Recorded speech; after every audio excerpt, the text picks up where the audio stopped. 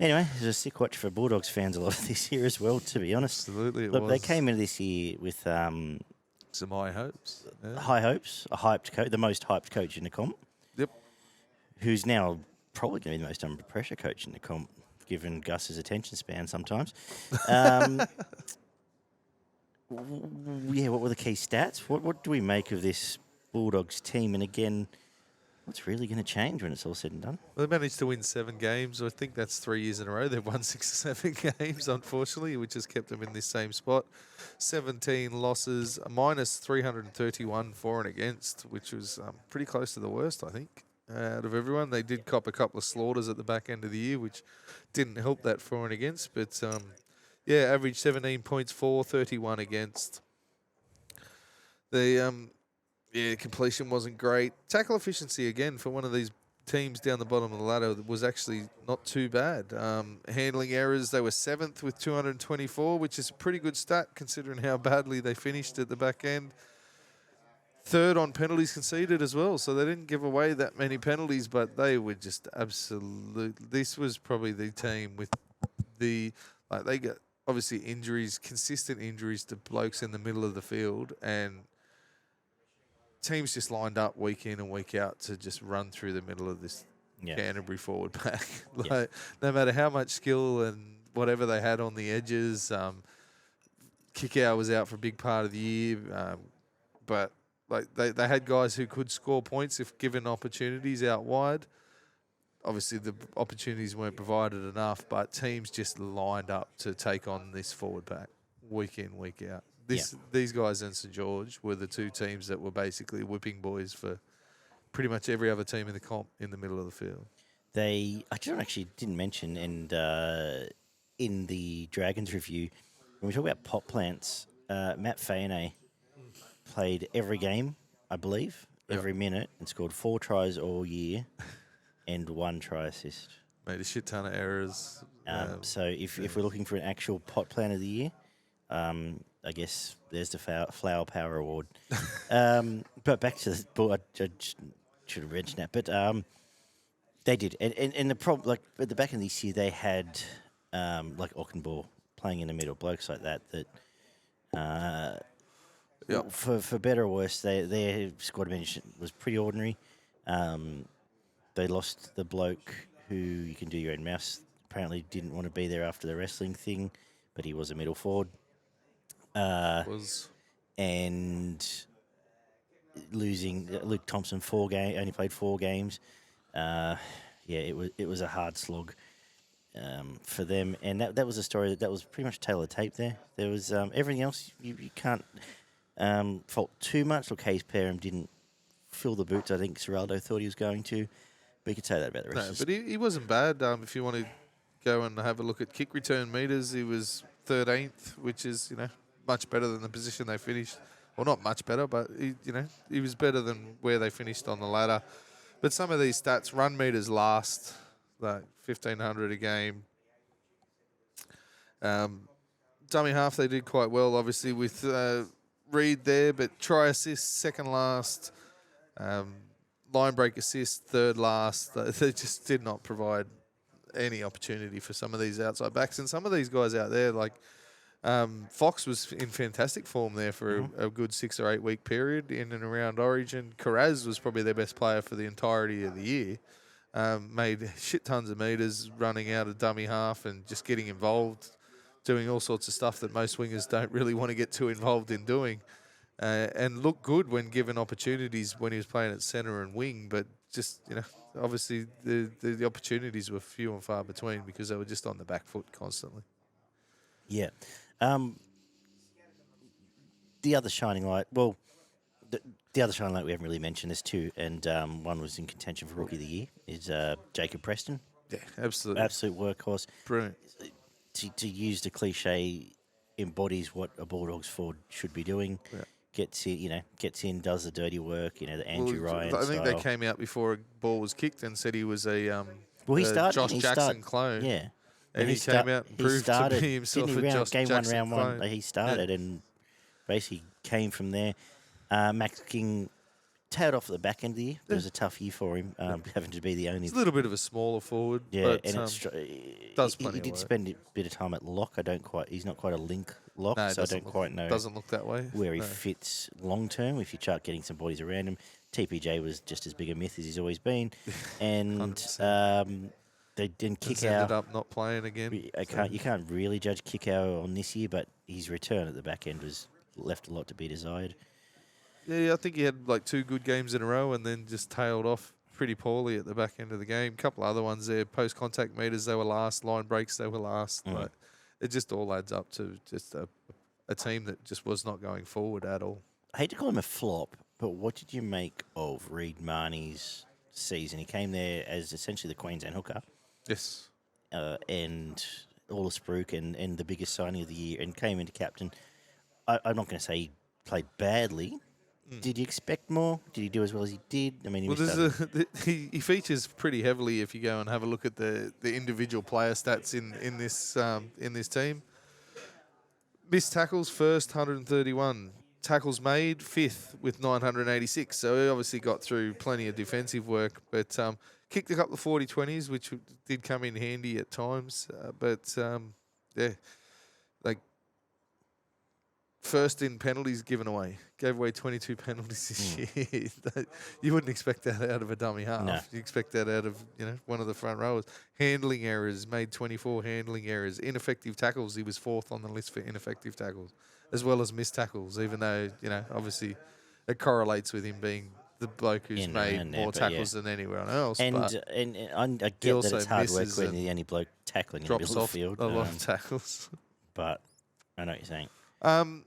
Didn't add as much to their attack as I thought he would. The 40-20s were probably a big advantage of his, but it makes it very hard for your dummy half to be effective out to test the ruck when there's nothing else really sort of happening in and around there. So I think if they can get on that front foot more often than, or even at a 50-50 advantage, I think you'll see him become that player that we all thought he was going to be at the back end of last year. But he was very stifled with how slow their pack was, just probably the slowest in the comp. Like, they just did not get on the front foot. They were constantly just getting bashed through the middle. So Yeah. Another team that... It was disappointing, though, considering how well he went at Parramatta the year before. It's a funny thing because he was always going to be that more creative player than what he had, shoveling balls to Moses and Brown, but ultimately there's probably not much... and not there's anything wrong with that. Ultimately, there's probably not many layers to the onion. No. But with a good half, I think that would suit him better. He can just pick his point to kick his 40-20s and... Yeah, well, there's very little structure in the Bulldogs' attack. That's it. It was a couple of runs through the middle, and then they'd test one edge, and then when that didn't work, they put a bomb up or kick for field position. And there was this never is the- that and sort I've of swing spoken back about to this the for- other side and try anything else. It was one, 2 shots, and that was it. I've spoken Nesbitt for a couple of years now. Yes, Burton's got the most terrifying bomb in the game. What does if you land his kicking game up against the top 5 other kickers in the comp, it's not within daylight of DCE, of Mitch Moses, of Field Nathan position, Cleary, of Adam Reynolds. Short kicking in at the line was very poor, really. Didn't really seem to create a lot of options. Of Sean Johnson, even. Yeah. With grubbers or chip kicks in behind the line. His long kicking was more just kick to a chunk in the field so it doesn't go out on the full rather than, any sort of precision behind his kicks. Just kick it as hard as you possibly can and try to land it in a certain part of the field. So Look, the hope for them, if we look to next year, is having a pre-season with Toby Sexton, who's a good organising half, does have a few more strings to his bow. especially in the kicking department. In the kick, yep. as a kicker, has a decent enough running game. So, by all right, should be a first-grade half, I think. At least in a team like this, more than capable. Stephen Crichton arrives there. They're getting They need forwards, man. they need to be able to bend the officially line. announced, but Takiaho is on the way. Mention that he's on the way. They need him. Yeah, Oh, but 100%. they need 2 They of need him. 4 of him. Yeah, so That's still a long way back. Because if you do start bending the line and getting the opposition on the back foot, I do think that Reid comes in Yeah. and becomes a bigger part to play. But Yeah. without, like, they very rarely did I ever during the year think that the Dogs forward pack was winning the battle in the middle of the field. I couldn't tell a single game. And it's telling because when we spoke in our prelim review about just how much Newcastle dominated this forward back, and twice put 60 on them, and it was all straight through the middle. They didn't even leave that channel. It was just bang, bang, bang, and hammer that door down. We still need to see Crichton as a fullback. Like, it's an interesting year because they lose Avarillo, who's probably one we haven't spoken about, had probably his best year of first grade. Yeah. And you could probably consider him as shining light because when they did produce points, he was front and centre in probably a good 20% of them. Yeah, well, 12 line break is the best line breaks with 12. I think he scored the most tries. Where are we?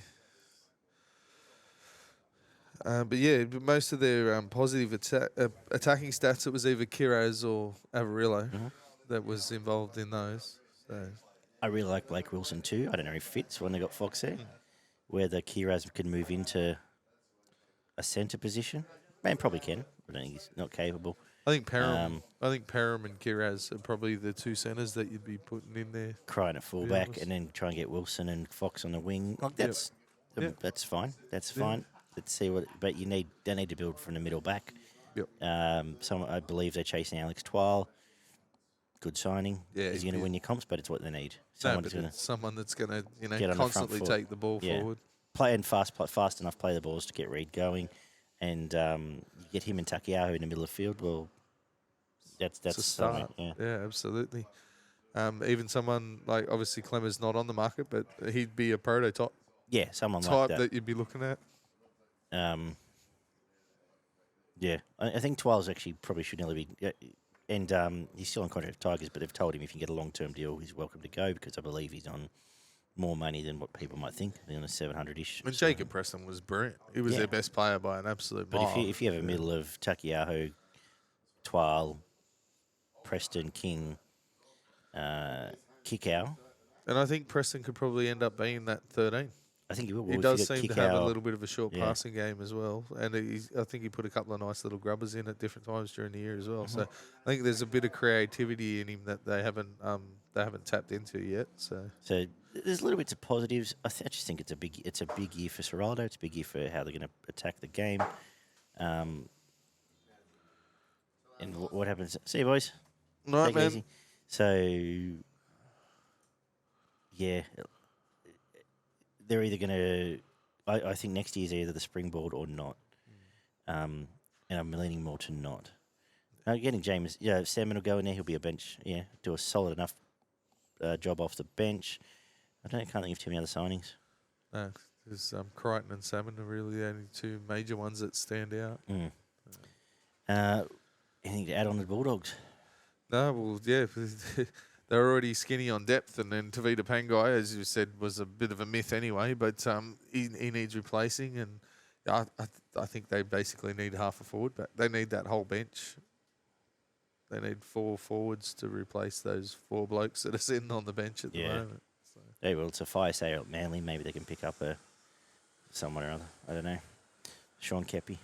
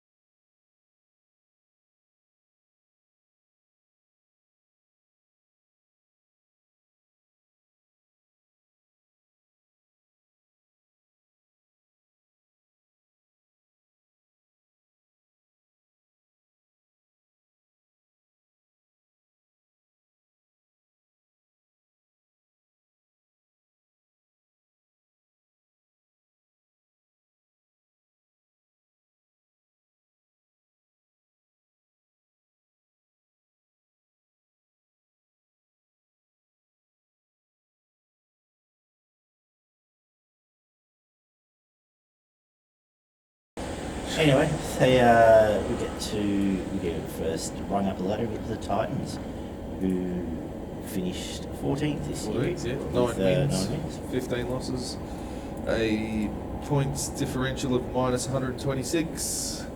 He completed quite well, 5th in the competition. Tackle efficiency again for a team that was, their season really went upwards once they got rid of their coach. Like they, Yes. they looked like a completely different team once their coach The left. coach obviously just decided to come into the change rooms at halftime and reminded there's another 40 to go.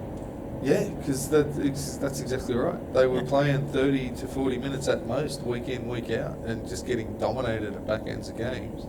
And they grew another leg at the back end of the year, and we're actually quite competitive against some of the better teams towards the back end of the season. Dave Fafita nearly blindsided us all and won the Daggy. Nearly pulled off the Daggy, I'm upset there, but Average 24 points for, 27 against. Not the worst. that's been their go-to for 26 has been their par. Yeah. You know, they're going to score If you get 26 every 26, game, you and get- if you get more, you beat them. They're more than capable of conceding more, though. Yes. What any key stats or plays you want to touch on before we?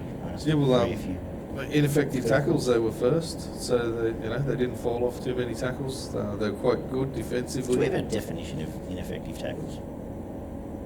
Well, that's basically when you're involved in a tackle and you're not there when it's completed. Right. So, Okay. So you've fallen, okay. yeah, so you've fallen off tackles. Errors, that was pretty poor. It was about where they finished. There was one stat here that missed tackles. They were third on the list for missed tackles. So again, they're quite good defensively. The biggest problem that I saw from them though was once they did get split out, especially on those edges, which we've always conceded to be a massive problem. They've got huge defensive problems in the outside backs. So as soon as they get split open out there, it generally leads directly to points for their opposition. So We had high hopes for Aaron Troop solving that. He did not. Did not. Definitely did not. He was probably one of the first blokes that people were looking at to get removed from his side, which was unfortunate because he looked pretty good at the Dogs as a defensive centre. But did not add a great deal out there for them in this one. Brian Kelly was probably the best of their outside backs actually, for a bloke that's been maligned for a long, long time.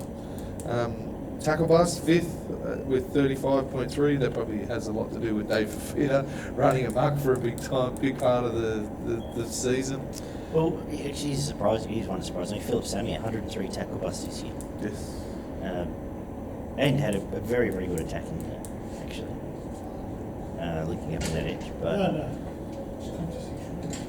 Uh-oh. Security's arrived. 9th in line breaks with 5 a game, but post-contact meters, another one. The forward pack probably did underperform, especially at the start of the season. Well, I don't think it did because Well, you had, apart from the two but main guys. we said at the start of the year and copped scorn for it that we said their bench was small and thin, Yes. and there's not a lot after the top 3, and we're right.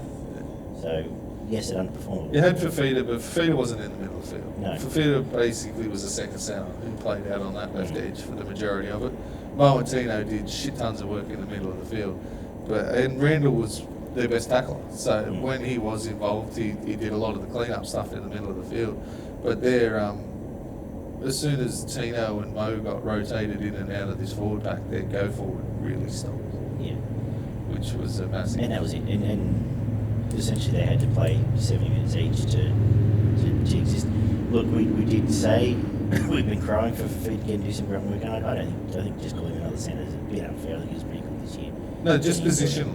Oh, He made his 30-odd tackles and he was making tackle His busts, scoring stats would have been tries. up, They I were reckon, on last year. miles up on what he was last year. Like he was doing a lot of tackling, but it wasn't in the middle of the field where they did seem to lack a lot of impetus at the start of the year.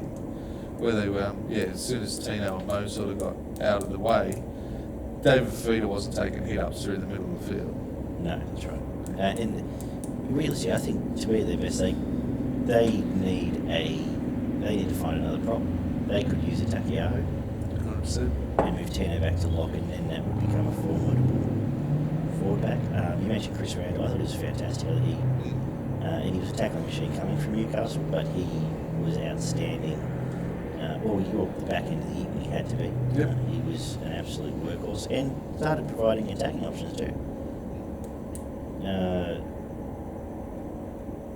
You're going to touch on some more stats, or shall Carl Pereira had at times he floats in and out of games. Like there were some games where he wasn't involved at all, but then there's other games where he just looked like lightning every time he touched the ball and left blokes for dead all over the place.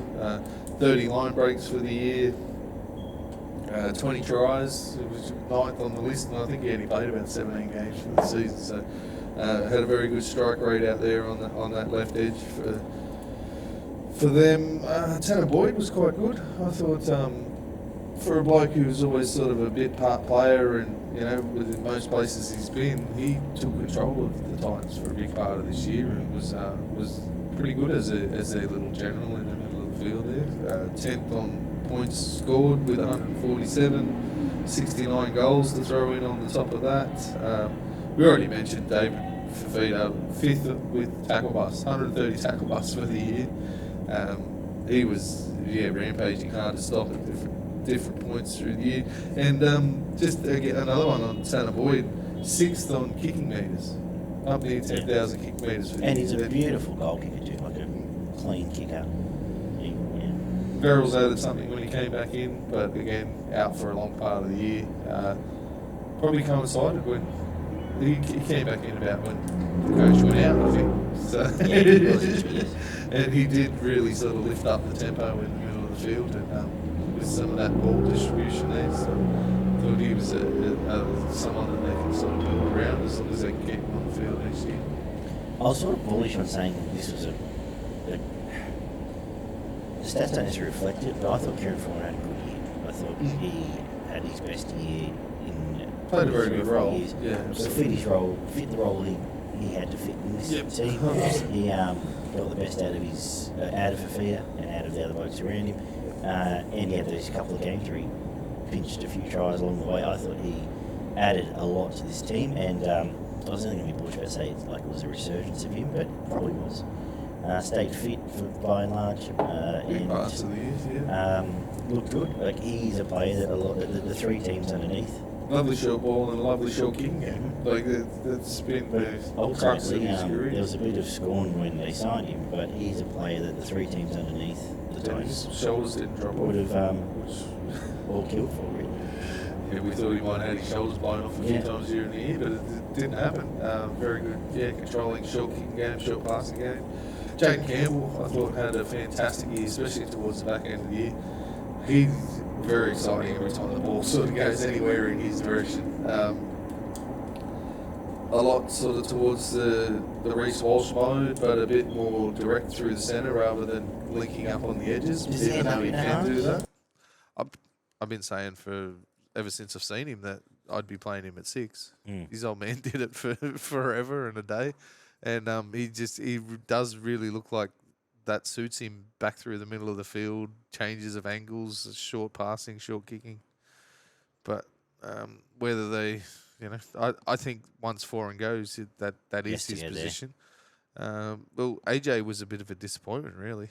At the start of the year, he was flying. He only played 14 games, and he did have a lot of injury stop-start during never really the year. got going again. I don't know if AJ could play centre. He probably could. But I don't know, it solves your edge concerns. No. I think you're right in that you just back AJ and give Campbell a chance to grow into the 6 role. Could almost probably play 7 if you're going to go down a path. Probably gets him a little bit less physical contact. Yeah, don't get in the Preston path. Gets him. Much. Yeah, he doesn't get hit as much with the ball in the hand, I would imagine. But he's always going to be a target in defence because he's 5'2" or whatever it is, whatever he is, and 60 kilos. But that's where you need your big back rowers to give him a hand. Tino was fantastic. Gave away a few penalties, which he was high up on that list, but that's part of his game. He likes the niggle and the rough stuff in the middle of the field. Probably should have given away at least 4 or 5 other penalties for the year when he broke a few jaws. Yeah, when he was smacking blokes in the face. But yeah, Brian Kelly had a bit of a breakout year too, especially towards the back end of the year. A lot of tackle breaking and setting up tries for his outside men. But yeah, they've got. Look, Des is less coming in now. issues than a couple of the others, but Yeah, Des is coming in. They should. Everyone we just talked about and wrapped should all mean this should be a good side. yes, And 100%. what does Des change? The best Des Hasler coach teams are star driven, I would almost say. Yeah. And Little bit. I suppose that, yeah, a little bit. That's maybe not fair. Maybe it is fair. I don't know. But relies on, that rep of that mad scientist trying to get sort of something wacky out of a few players, adding allegedly more of a grind to a team. Is this the right squad for him? He is very driven about going back through the middle of the ruck. He is a guy who does base a lot of that first 3 tackles being cemented through the middle of the field. Yeah. Which they've got a couple of guys that can set that up, but they're another one that probably need a little bit of size to help with the rotation when Tino and Palacia is going up there, so that'll help. Oh, yeah. That's good. Someone's going to go into the line and create a bit of footwork. Probably a good foil on the other edge for feeder, actually. Yeah, 100%. But, and another middle or two for mine would help. Keeping Verrills fit for the entirety of the season and AJ Brimson, that fact. I think if they actually keep AJ and Verrills on the field for more or 3/4 of this season, they're probably pushing the top 8. And if Tino plays, or Tino missed 5, Mo missed a couple, you get a couple more games out of them. You only have to win 1 or 2 more and you're pushing the 8, aren't you? It feels like they should be. Next year's a big backup year for your Sammys and Kellys. I think it's do or die next year. Oh, that's probably has been their biggest problem for the last couple of years, especially defensively out on those edges. I don't know whether they try to formulate a different type of defensive structure when it gets out there, whether they just always slide or they always jam and just back themselves to cover it that way. But they do get very confused when the ball gets out to the centres and the wingers. Yeah. I wonder how much this goes back, because we talk about the Roosters line defence. I wonder how much of that goes back to fullback communication. Like, I wonder if maybe Teddy's just a genius and calls a lot of plays along the way to scramble for the Rooks, and maybe lack of continuities affects some of this team. Yeah, anything else on the Titans? With the Roosters, their line defence for mine just seems that basically they slide. Yeah. They move a couple of metres off their line, but they just follow the ball, and everyone follows the ball. There's no dropping off on the inside. There's no, if we're sliding right, everyone's sliding right. And if they start to come back the other way, then we're going back the other way. And they don't jam as often as some of the other teams that seem to get caught out on the outside edges. So. And Penrith do the same. Penrith are just clear and concise. So if they're going left, if they're going right, we're going right. And back the bloke on the inside that if they have to change direction, we'll cover that shoulder. Anything else on the Titans? We've somehow got distracted there. Not like us.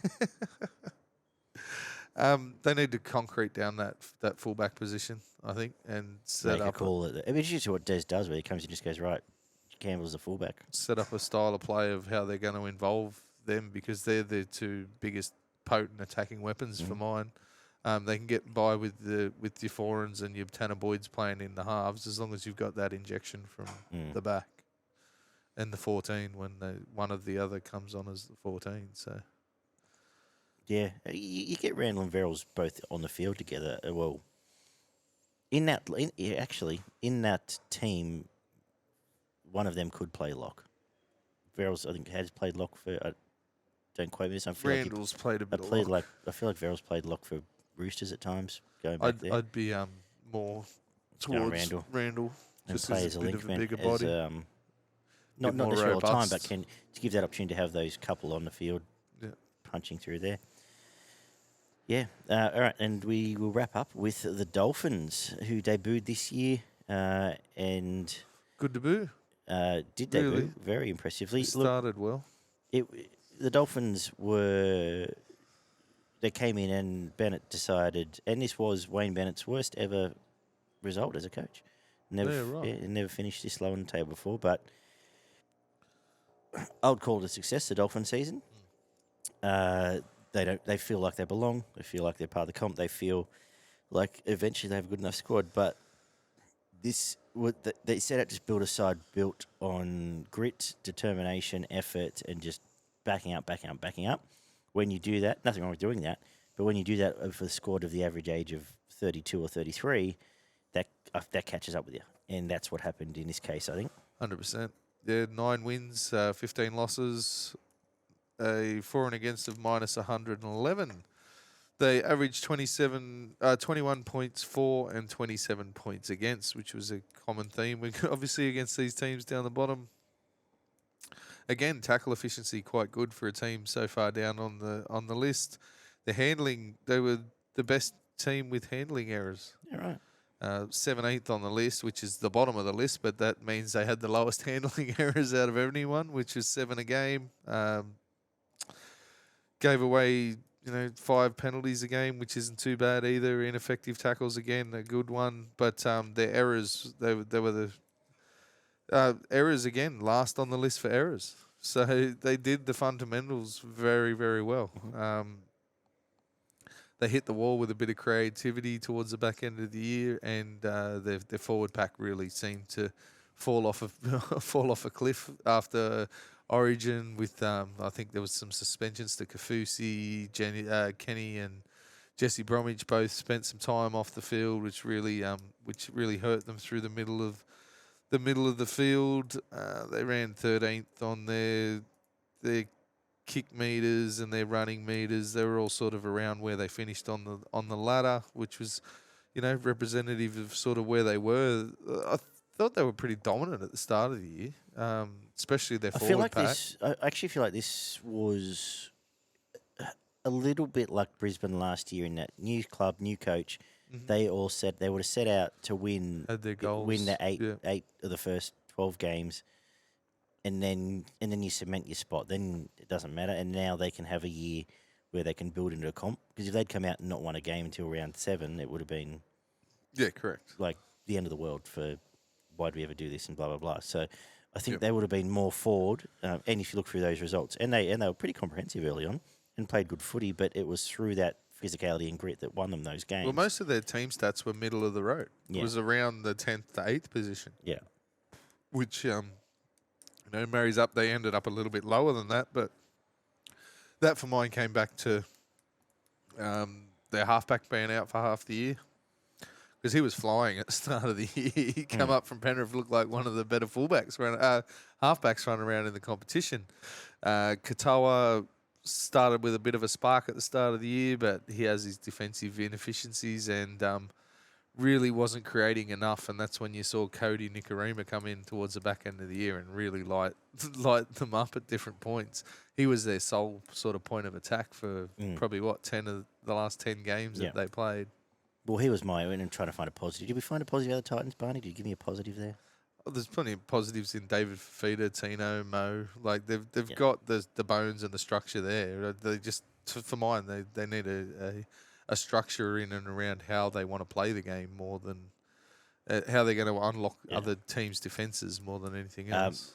Nikorima and Izako were the resurgence of both those blokes was a story that the good news story of the Dolphins. I think Izako was probably the fucking story of the year, to be honest. Well, from where he came from at Brisbane to end up being the leading try scorer, leading point scorer, and he looked untouchable at times. Yeah, there was games where they just could not get hold of him. He was burning blokes on the inside, outside, pushing them off, jumping over the top of them, just scoring tries at will, and then kicking goals from the sideline. Another one that you mentioned before that Tanner looks like just someone that's a pure goal kicker. Isako, when he's kicking goals from the sideline, he looks like one of the best goal kickers in the competition. Yeah. Like, just so fluent in the way that the way he strikes the ball. It's been a fantastic year for wings because at times in the past we've been critical of wingers, catch them all, put them down. But Izako, Dallin, Ravalawa, Mazu, Young. A million of them. Pontoto, Taruva. The work, what they do to score these tries is incredible. And they're not just handed balls and shoveled over. They are working hard to get there. Nikorima, as good a player in the comp as digging into the line and playing behind the line once he's half through. He just got a great ability to either he can offload or he can throw Or that. throwing that the split 2 or second 3 wide pass just pass. before the line. Yeah. And he was fantastic the last 2 At months of this fullback, competition. centre, 5'8", dummy Well, half, wherever they put him. He and Bennett said he's just a bloke he wanted in the team, and probably the vote of confidence obviously Take helped. any position. Yeah. And he was right. He was right and forced his way into that starting 6 now. Hammer at times during the year. Mm-hmm. He had a big streak there for probably, 6 or 8 weeks where he just could not stop scoring tries, backing up through the middle of the field. Looked like one of the fastest players in the comp at different times when he with the ball in hand, just burning past people. Another big one, another big tick for them. The ageing forward pack for mine is probably the thing that is the most worrying factor here. Well, it says something when Mark Nichols leads your forward pack run meters with under 2,000 meters for the year. Like, that's a third less than like your Clemmers of the world ran.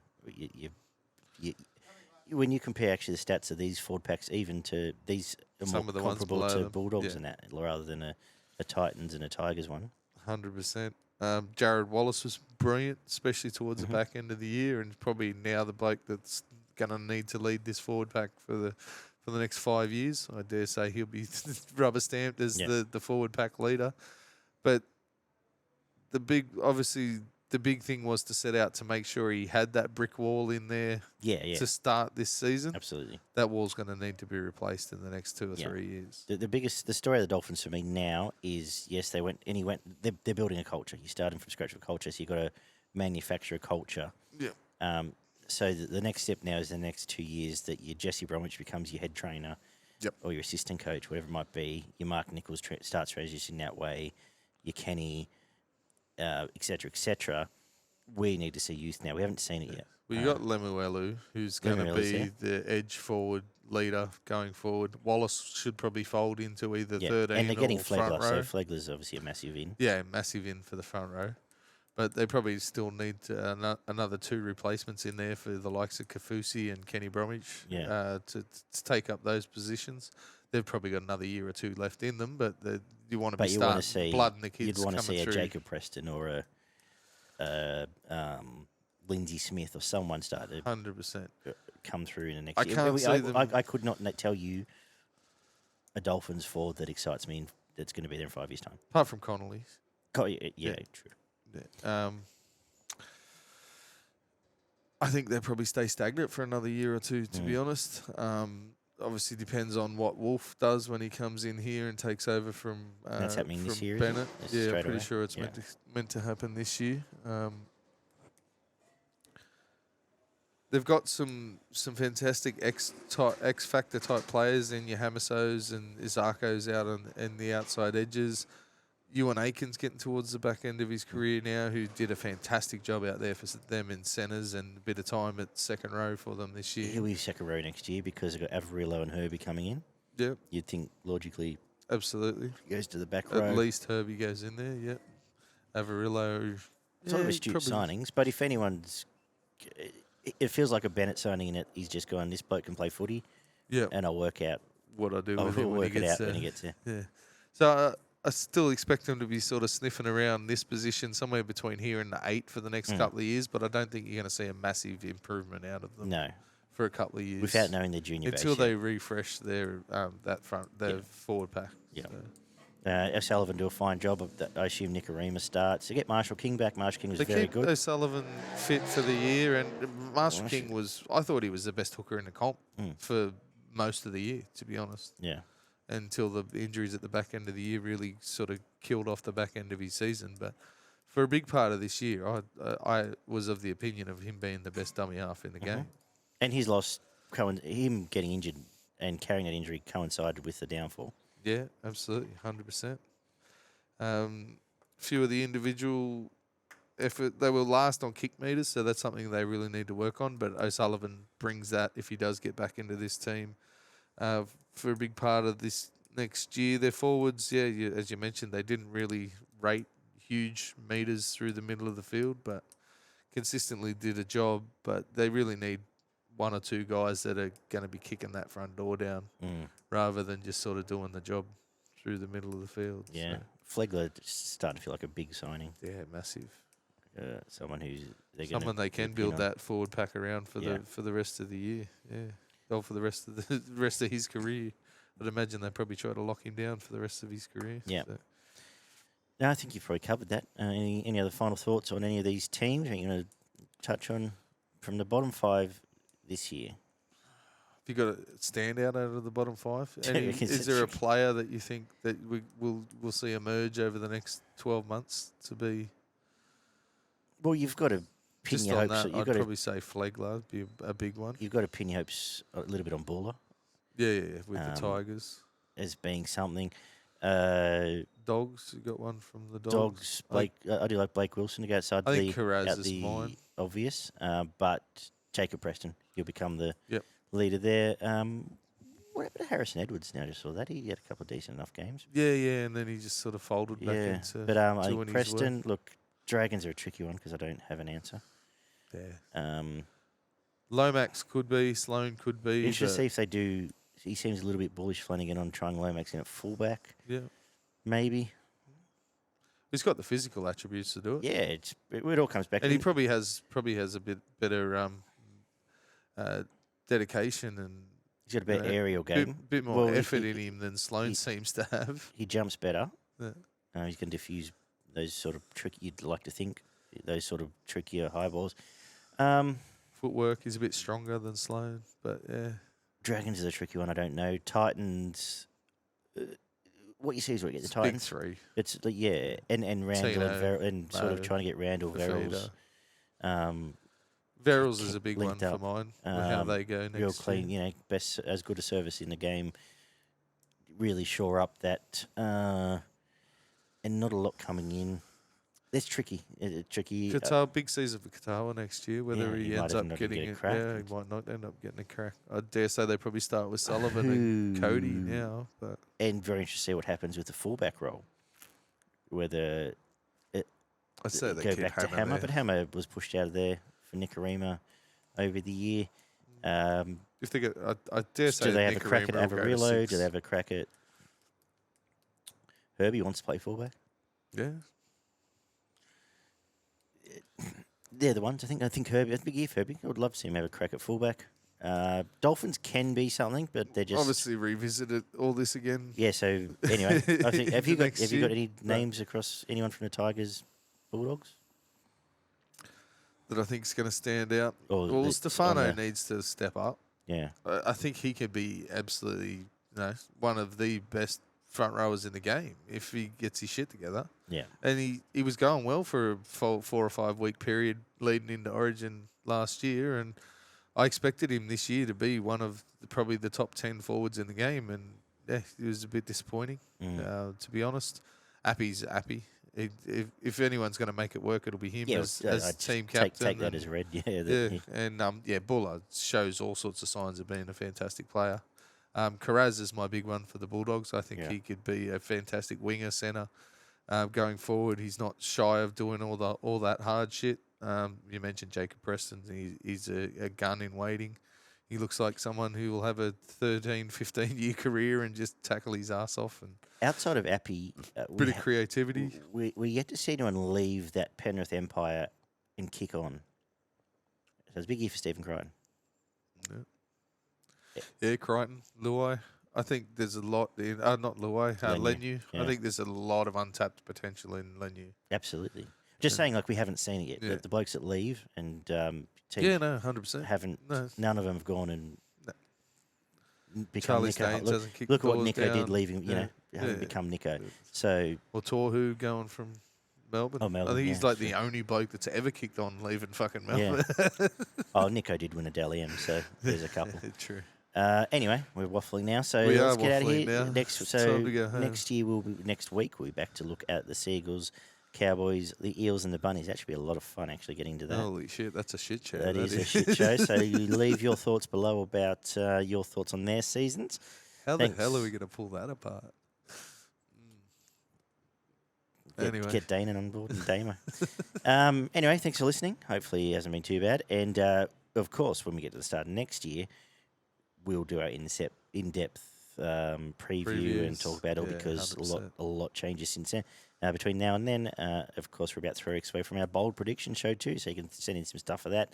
Let us know your wackiest prediction that may or may not come true, and I've got to go back and see who might have won that this year. Oh, yeah, we've got to do that. Yeah. Anyway, thank you guys, and we'll be talking this time next week. Bye-bye. Good night.